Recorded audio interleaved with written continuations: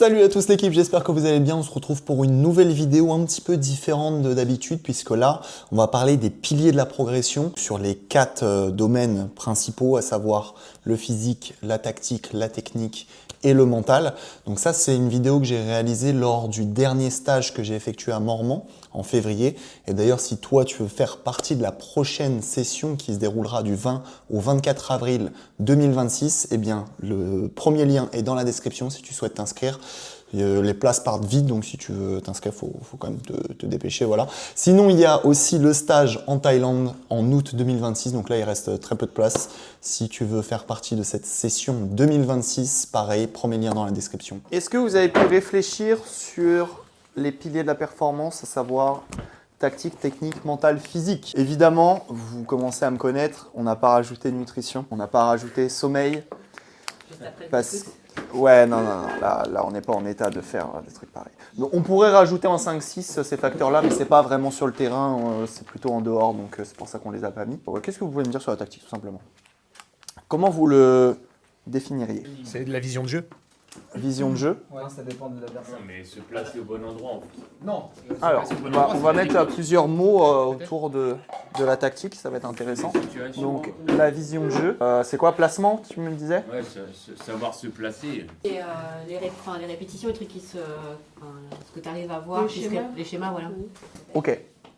Donc en fait, nous, on a créé une définition par rapport à la tactique. Et le plus important, c'est cette notion d'adversaire. En fait, quand vous verrez après les autres points, il n'y aura pas forcément cette notion d'adversaire.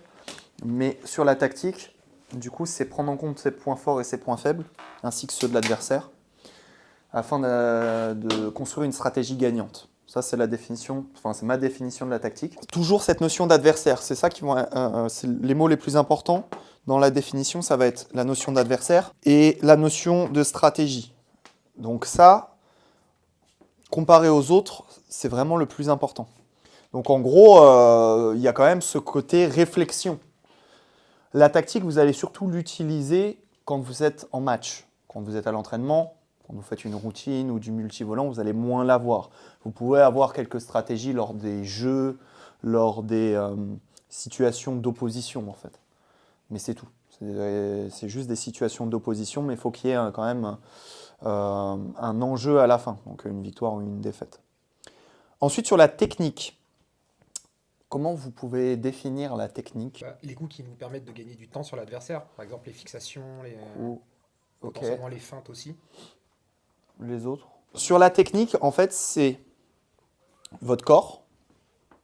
C'est comment mettre en place, d'un point de vue corporel, des situations pour effectuer une bonne frappe. Quand on parle de technique, on parle de frappe.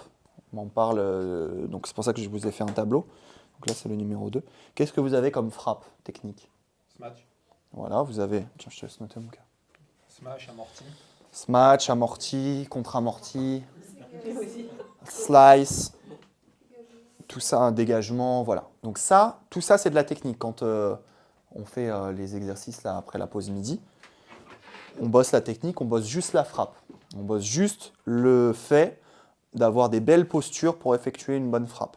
Donc après, quand c'est plutôt les frappes au filet, il y a cette notion d'armer, le bras derrière, une belle fente, faire talon-pointe, arriver stable, équilibré.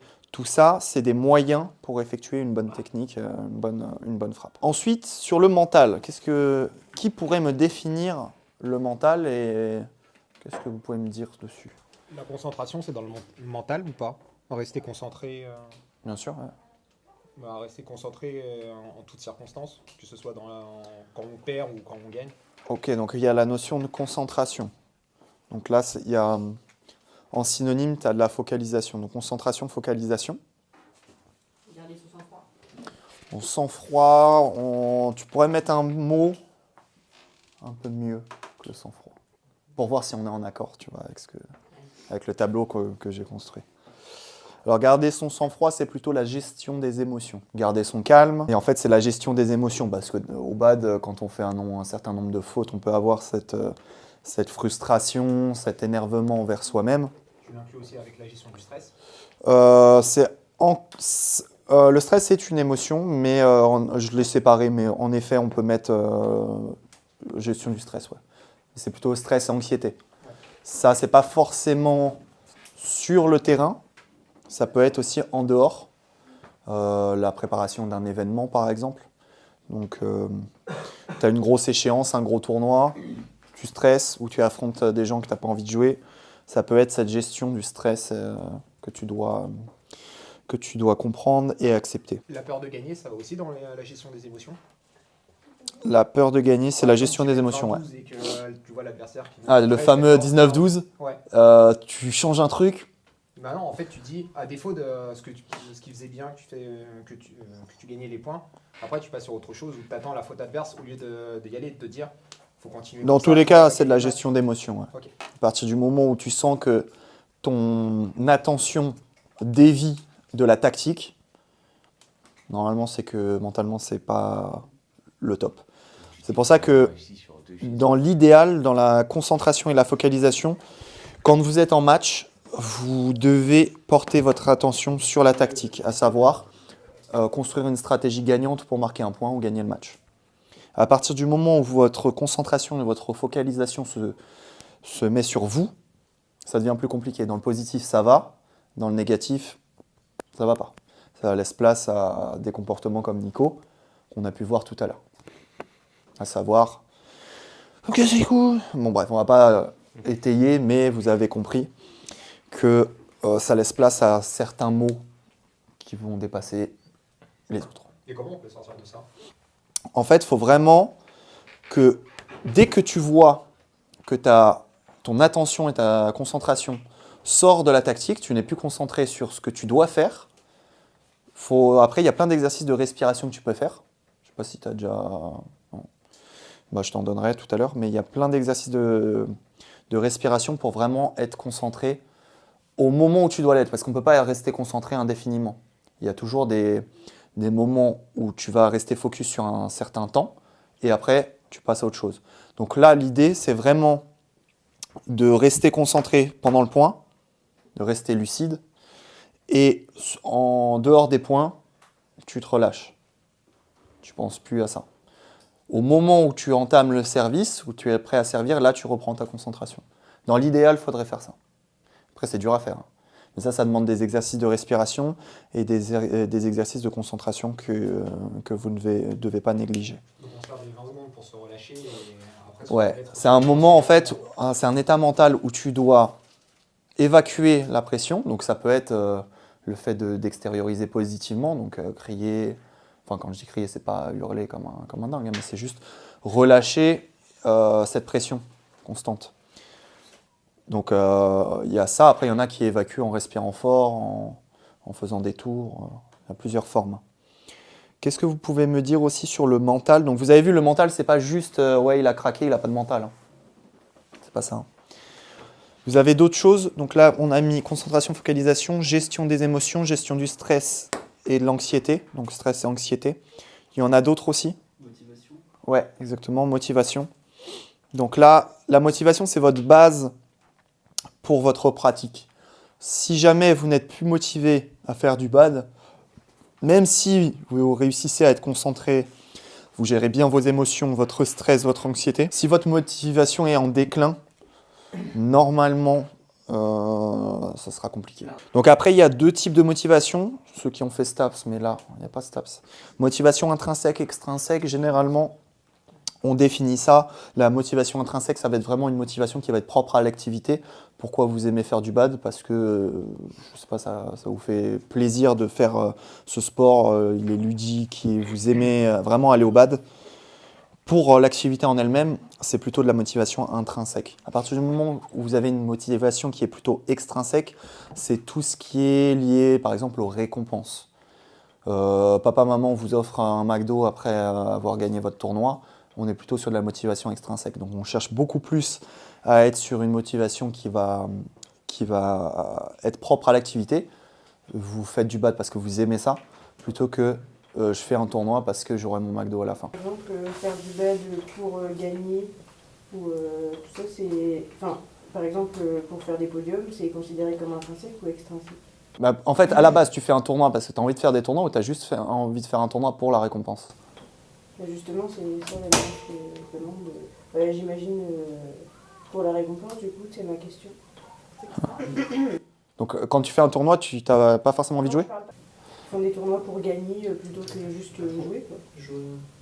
Enfin, qui veulent absolument faire un podium à chaque fois qu'ils font un tournoi. En fait, vouloir gagner, c'est quand même de la motivation intrinsèque. Mais le fait de faire un tournoi juste pour avoir un chèque à la fin, ou un bon d'achat, ou ce que tu veux, ça, c'est de la motivation extrinsèque. Et l'évolution physique. Évolution physique, c'est-à-dire la musculation, par exemple, ouais. pour faire évoluer ton physique, c'est considéré comme intrinsèque ou extrinsèque? Tu veux faire évoluer ton physique parce que tu veux te développer d'un point de vue du bad, ou juste pour la muscu en elle-même? C'est-à-dire, est-ce que tu vas à la salle juste pour avoir un plus beau corps, ou tu vas à la salle pour être plus fort au bad? Là, dans l'exemple que je prends, c'est pour avoir un plus beau corps. Oui, non, pardon, c'est extrinsèque parce que tu veux avoir juste un plus beau corps. Tu kiffes pas à pousser de la fonte, quoi. Oui, donc non, excuse-moi, c'est extrinsèque. Intrinsèque, c'est vraiment dans la pratique en elle-même. Intrinsèque, tu kiffes pousser de la fonte. Ok. Ah, tu dis, ah là, je suis bien. Tu vois. Avoir un beau corps, c'est plutôt extrinsèque. Mais après, ça peut être pour se développer au bad, pour être plus fort au bad. Mais là, c'est différent parce que du coup, c'est l'enjeu d'aller à la salle est différent. Tu vas plutôt y aller en faisant un programme différent de la muscu tout court. Ensuite, vous voyez autre chose sur motivation, stress, anxiété. Alors la résilience, tout le monde pourrait le qualifier? C'est jamais abandonné. Ouais, c'est un peu ça. C'est-à-dire qu'à partir du moment où tu prends 3 caisses sur un tournoi, tu retournes à l'entraînement la semaine d'après. Bon, normalement, on va utiliser le mot résilient pour des choses un petit peu plus graves de la vie, mais vous pouvez l'utiliser dans le sens badistique. On va utiliser ce mot-là, du terme. Donc vraiment, vous prenez des caisses tous les week-ends, vous retournez à l'entraînement, c'est être résilient. Moi, je n'y arrive plus maintenant. Ensuite, sur le physique, quelqu'un pourrait me définir le physique? Les déplacements. Alors, déplacement, vous êtes d'accord avec ça? Oui, non, peut-être? On n'est pas d'accord. En fait, les déplacements, c'est... Tu vas piocher dans plusieurs points et dans d'autres critères physiques. Mais le déplacement lui-même, c'est pas... tu es bon physiquement parce que tu sais te déplacer. C'est parce que tu as d'autres qualités physiques qui vont te permettre de bien te déplacer. Ou alors des qualités techniques. En gros, dans le physique, donc ça ne se résume pas au cardio, évidemment. Quand on dit « ouais, il n'a pas de physique parce qu'il est comme ça », il a le droit d'avoir d'autres qualités. C'en est une quand même ou pas? De quoi? Est-ce qu'on le met quand même cardio? Cardio, bien sûr. Cardio training, filière aérobie, ceux qui ont fait STAPS. Donc là, c'est vraiment l'endurance pure, tenir longtemps à un rythme qui est plus ou moins élevé. Là, on est typiquement dans le cardio. Ensuite, on a l'explosivité. Donc là, on a mis dans le même bloc vitesse explo, puisque c'est en lien. C'est la capacité à aller très rapidement sur un laps de temps très très court. Donc vraiment des gestes très très courts. Par exemple, typiquement, on va faire un squat sauté, on va sauter très très haut. On va être sur de l'explo. Mais donc ça, pour bosser ça, on va plutôt avoir de la pliométrie pour bosser l'explo. De la pliométrie. C'est beaucoup de sauts, beaucoup d'exercices à très court terme avec un maximum d'intensité. On répète plus de poids aussi, non? Moins de répétitions, plus de poids. Ouais, t'as peu de reps avec beaucoup de récupération pour bosser l'explo. Ouais. Ensuite, qu'est-ce qu'on a? L'endurance, tu Endurance, c'est cardio. avec cardio. Ouais. La récupération. Non. La capacité à récupérer. Non. Ça, c'est pas un... Ça va venir grâce à l'entraînement, mais c'est pas une qualité. Respiration, la respiration, c'est un moyen de travailler le mental. Donc, tu as déjà fait sophrologie, méditation. Donc ça va t'aider à te concentrer mentalement. Et ça peut aider pour la récupération physique à la rigueur, mais j'ai pas étudié totalement le truc. Donc, ouais, mais tu vois, la lucidité d'ailleurs, on l'a pas noté, mais c'est plutôt des critères mentaux. Ouais, motricité. Ensuite, si je vous dis corde à sauter. Coordination. Ouais, agilité, coordination. Donc c'est le fait, pour le bad en tout cas, c'est cette notion un petit peu pied-frappe, la coordination œil-frappe, donc synchroniser ce que je vois avec ma frappe. Il y en a beaucoup besoin pour le bad. Évidemment, là, dans ce que je vous note, hein, le tableau, c'est spécifique bad. Hein. C'est vraiment les 4 piliers pour progresser au bad. Alors, motricité, moi, je l'avais rajouté dans coordination et agilité parce que c'est un petit peu en lien. C'est des petits mouvements que tu vas faire, des pas chassés, des pas croisés, dans des situations un peu spécifiques. Un mélange de saut, de qualité de pied. Ça va être plutôt ces exercices-là. Après, je t'en montrerai tout à l'heure des exercices de motricité. Mais... C'est ce qu'on a fait hier avec ouais, voilà. Spartan, en fait. Tu vois les exercices que tu as fait hier. Tu avais des volants, tu devais faire pas chasser, 2 pas chassés, enfin j'avance de 2, je recule d'1, les 8. Ça, on est plutôt dans la motricité. Mais on est aussi dans la coordination, dans l'agilité. C'est un peu en lien, c'est les mêmes blocs. Hein. Ensuite, c'est comme vivacité. Il y en a qui ont déjà entendu le mot vivacité. Bon, ça se rapproche de la vitesse, en fait. C'est un peu les mêmes mots. Musculation. Alors, la musculation, il y a plusieurs types. Donc là, on a de la force pure, la capacité à soulever quelque chose de lourd. Après, il y a la puissance, il y a tout ça. Mobilité, souplesse. Donc ça, c'est ce que vous faites. Voilà. Donc là, ça, vous connaissez maintenant le travail. Tout ce qui est mobilité, donc ça va être les exercices que vous faites au début. Ouvrir les hanches, ouvrir tout ça. Là, on est sur de la mobilité et les qualités de souplesse aussi. Je vais vous en montrer. Voilà. Donc là, c'est mes capacités de souplesse. Donc ça va vous aider d'un point de vue technique aussi. Hein. Plus vous avez de la mobilité, de la souplesse, plus vous aurez des facilités à effectuer des frappes techniques parce que votre corps est habitué à faire certains mouvements. Donc, voilà. Si vous voyez, il y a des gens, on ne va pas citer leur nom, mais ce sont des blocs de menhir. Ils ont plus de difficultés à faire des frappes techniques. Les forces, c'est plutôt quoi? Les jambes, les bras? Ah, tout le corps. C'est général, hein. C'est la force en elle-même. Donc après, ça peut être force, peu importe le muscle que tu utilises, hein, mais on est typiquement là-dedans. Le but de ce tableau, c'est de vous faire comprendre que tout est en lien. C'est-à-dire que toutes les cases vont vous aider à progresser au bad. Mais aussi comprendre que tout est en lien. Si vous avez, je ne sais pas, de l'explosivité et de la vitesse, ça va peut-être vous aider dans la technique de déplacement ou dans le déplacement lui-même. Là d'ailleurs, on a mis que des frappes techniques, mais ça peut être aussi le déplacement. La technique de déplacement, c'est par exemple utiliser un pas chassé à la place d'un pas croisé, utiliser un saut à un tel moment, faire une fente. Ça, c'est de la technique de déplacement. Sur le côté physique dans le déplacement, ce qui va être vraiment utile, ça va être du coup l'explosivité et la vitesse. Donc, ce qu'on vous disait là sur le premier déplacement, pousser fort sur le premier déplacement, on va typiquement être là-dedans. Ensuite, vous avez évidemment besoin d'agilité et de coordination. Quand on vous dit au filet, vous faites un lob, on fait bien pied-frappe. Là, on est typiquement dans la coordination. Vous avez évidemment besoin de cardio dans vos déplacements pour pouvoir le faire longtemps et pas être déséquilibré. Ensuite, d'un point de vue mental, tout ça, c'est évidemment en lien. Mais quand je dis ça en lien, c'est le mental est en lien avec la technique, le physique et la tactique. Comment gérer ses émotions à partir du moment où on a perdu un point, ça va être en lien sur la technique. Parce que si vous gérez mal vos émotions, bizarrement, vous faites plus de fautes. Ça vous est déjà arrivé, je pense. Ah, ça me casse les couilles, tac. Prochain point, tu refais une faute. On est typiquement dans cette gestion-là et dans cette gestion-là qui vont aider à faire ça. Un service, être bien concentré, bien focalisé sur ce que vous avez à faire et remettre cette concentration sur l'adversaire.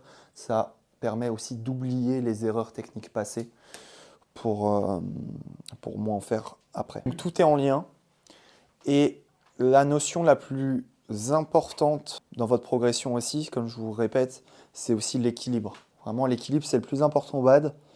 Si vous êtes équilibré, d'un point de vue technique, vous réussirez à faire des bonnes frappes. Si vous avez une bonne frappe, eh bien, la qualité de votre trajectoire sera bonne. Si la qualité de trajectoire est bonne, l'adversaire sera plus en difficulté.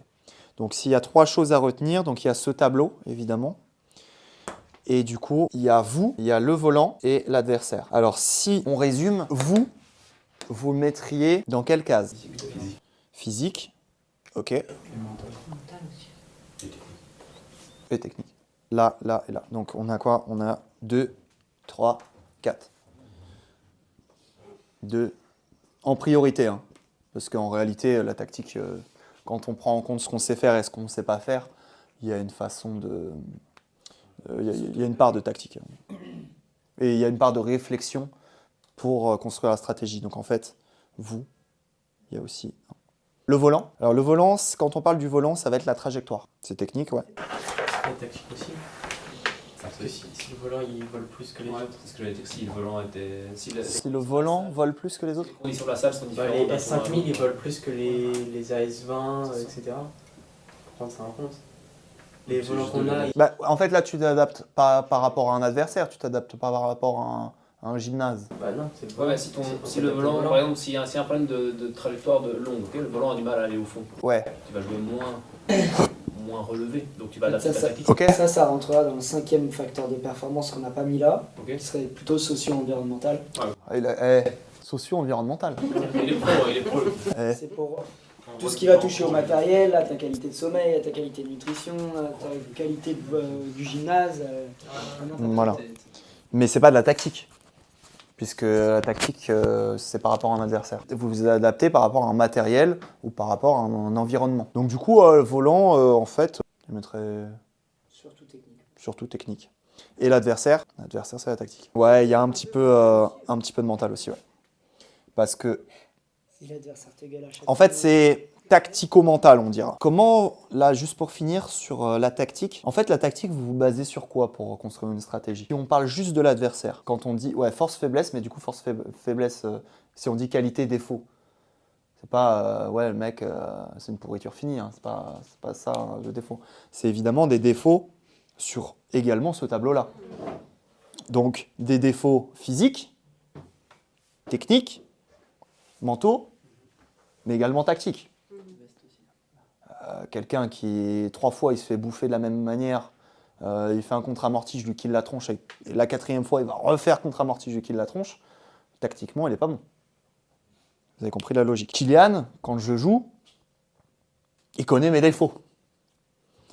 Vas-y, rappelle-les, ça me fait toujours du plaisir. Si les qualités, ça va. Dis les qualités, ça ira plus vite. Alors, gros défaut physique. Gros défaut physique. Explo vitesse. Alors là, je suis une pourriture. Donc là, pim, Souplesse mobilité. vous l'avez vu grâce à mes jambes. Bon, après, ça va. Après ça va. Ça va. Un peu là. Ouais, un peu. Là, on va... voilà. Technique.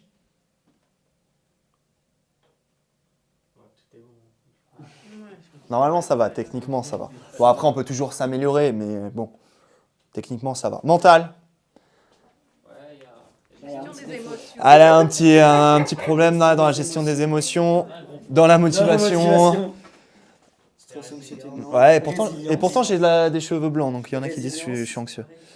Résilience et concentration, en fait. Je suis pas bon, en fait. Mentalement, t'es pas bon. Il y a plus de bleu qu'autre chose. Ouais, ça va, on remarque. Et tactique, ça va. À toi. Ah, ça, c'est toi qui vas me le dire. Ouais, c'est moi. Alors, Kylian, qu'est-ce qui peut lui manquer? Ce qui est flagrant? Des muscles. Tiens, de la force, de la souplesse. Vas-y, touche tes pieds. Allez, bam, tiens, ça dégage. Bon, cardio, ça va. Vitesse, ça va. Agilité, coordination, ça va. Tactiquement, il est très bon. Émotion. Ah, gestion des émotions quand même. Quand il commence à prendre son sac, à faire... Là, c'est... Tac, gestion des émotions. Résilience, ça va. En vrai, une fois qu'il a posé son sac... Ouais, un peu... Ah, tu stresses un peu? Ouais, un peu. Un peu. Motivation, il l'a constamment. Et techniquement... Non, ça va techniquement. Quelqu'un veut passer au tableau? Quelqu'un veut passer au tableau? Non? T'as dit quoi? Vas-y, il y en a un peu moins quand même. Un peu... oh, ouais, ça va. Des remarques. Ok. Est-ce que vous avez des questions par rapport à ça? Ça va, c'est clair, Nico? Non. Non, ça va? Nico, pas bon là. Pas bon là. Ouais. Après, c'est difficile hein, de tout avoir. Hein. Et du coup, j'ai écrit tout un truc en disant, en fait, si vous avez tout ça avec des moyens d'évaluation, bah vous serez bon. Et surtout, il faut savoir quoi faire en fait, parce que des fois, Ouais. tu fais des trucs, mais qu'est-ce que tu fais? Parce qu'une fois que tu sais que tu as un point faible quelque part, c'est pas forcément une. Voilà, ça c'est notre rôle. C'est le rôle de l'entraîneur. C'est le rôle de l'entraîneur de connaître ce qui vous manque pour pouvoir le travailler.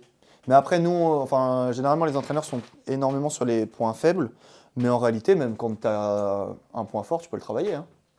Donc, en fait, en soi, dans ce que je te dis, l'entraîneur, il est censé savoir tes qualités et tes points forts et tes points faibles, mais en réalité, tu as tout à travailler, quoi.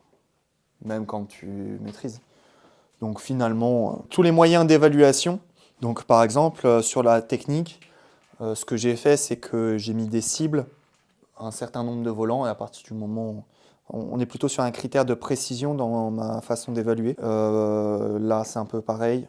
Et ici, c'est très intéressant de voir un petit peu ce que les gens savent faire. Typiquement, un moyen d'évaluation de la souplesse, c'est ce que j'ai fait. Hein. Vous n'arrivez pas à toucher vos pieds, bon. Vous savez que vous avez des petits défauts à ce niveau-là. Si ça intéresse des gens, je vous enverrai ce que j'ai écrit sur le sujet. Ça vous permettra de comprendre tout. Et vous aurez au moins des infos sur comment les travailler. Ouais, c'est surtout ça, c'est les moyens d'évaluation. Où vous en êtes sur le smash. Parce que des fois, on ne sait pas en fait. On se dit, ok, mais moi je sais smatcher. En fait, non. Parce que si c'est juste taper fort, taper fort, tout est relatif. Hein. On tape toujours plus fort que quelqu'un et moins fort que d'autres. Mais par contre, est-ce que tu sais taper au bon endroit, au bon moment? C'est aussi ça qu'il faudrait évaluer en réalité.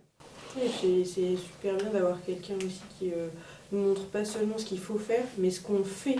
Parce que, en fait, on peut toujours avoir la solution, mais on ne sait pas où on est par rapport à la solution. Ah, c'est pour ça, n'hésite pas, un film. Tu te filmes, tu vois, tu fais « Ah, ok.